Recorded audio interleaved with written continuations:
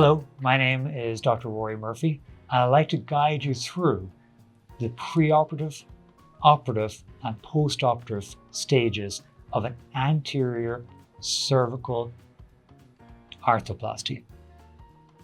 First of all, I'm sorry that you're having challenges and symptoms for your neck. The good news is, for pain down the arm and pain in the neck, we have very good solutions that are safe and effective. Generally, when somebody has a soft disc pinching a nerve causing pain down the arm, and depending on their anatomy and their overall health status, we can go in, take out the damaged disc, and take the pressure off the nerve. After that, we have a gap where the disc used to be. And in some people, a disc replacement or a cervical arthroplasty can be a very good solution. This involves putting in a moving implant that mimics the natural movement of the spine. It's a motion preservation surgery. Generally, surgery for a single level or a 2-level anterior cervical discectomy and fusion for my patients involves going in the left-hand side of the neck and making a 2-inch incision. We then carefully find a pathway to the front of the spine.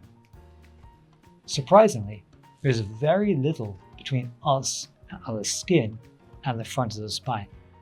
This means that postoperative pain is quite low with this procedure, and most people can go home the same day from a single or a 2-level disc replacement. Surgery for a 1 or 2-level disc replacement generally takes 45 minutes to an hour and a half, with half an hour of setup time, getting you to sleep, getting lines in, getting you positioned, carefully doing x-rays and positioning you. The operation, 45 minutes to an hour, and then there's approximately half an hour to an hour of wake-up time and getting you out of the operating room safely. After 2 or 3 hours of recovery, most people can go home. Some people may stay overnight if they have prolonged postoperative nausea, vomiting, or urinary retention, which is rare. We have a number of techniques to reduce all these. After surgery, most people will use a non-steroidal and Tylenol to control their pain. Very rarely, someone may need 1 or 2 low-dose opiates to help them the first 12 to 24 hours after surgery. I encourage gentle movement after surgery. You cannot damage your surgery with gentle movement. You can do your normal activities of daily living. You can dress yourself. You can get in and out of bed normally. We do not use a collar after cervical discectomy and arthroplasty, as after surgery, we're trying to encourage movement. Gentle exercise is fine after surgery.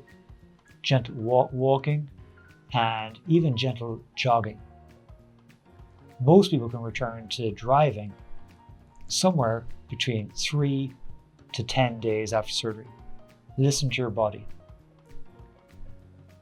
Postoperatively, I place steri-strips on the skin as well as a dressing. This dressing is waterproof. You may shower afterwards. And after 3 to 4 days, take it off. The steri-strips will start to fall off after 5 to 7 days. If they're not coming off after 10 days, please use some damp sponge to moisten them and peel them off, or some alcohol. The first post-operative appointment is 6 weeks post-op. At that appointment, we'll get x-rays of your neck with you flexing your neck forward and bending your neck backwards. This is to assess the movement of the implant and make sure everything is healing well. After the 6-week appointment, we will generally start physical therapy to help you build up again your arms and legs. We do a follow-up at 6 months and 1 year, and in many cases, we'll follow people over time to see how they're doing. What are the risks of surgery? Common risks include hoarseness, soreness of the throat, and swallow difficulties that could be more than 5 to 7 days. Infection and wound complications are very rare. Serious complications are rare as well, but they include damage to the recurrent laryngeal nerve, which can cause hoarseness and difficulty with the voice. This is very important for people who may use their voice for their occupation, including singers, trial lawyers, and people who do presenting. Other risks include damage to the esophagus, which can be a serious complication, leading to severe infections, swallowing difficulties, and may necessitate putting in a feeding tube permanently. Damage to the nerves, spinal cord, spinal fluid leak, stroke, coma, and even possible death are also extremely rare complications that may occur. Thankfully, overall risks are very low with a cervical arthroplasty.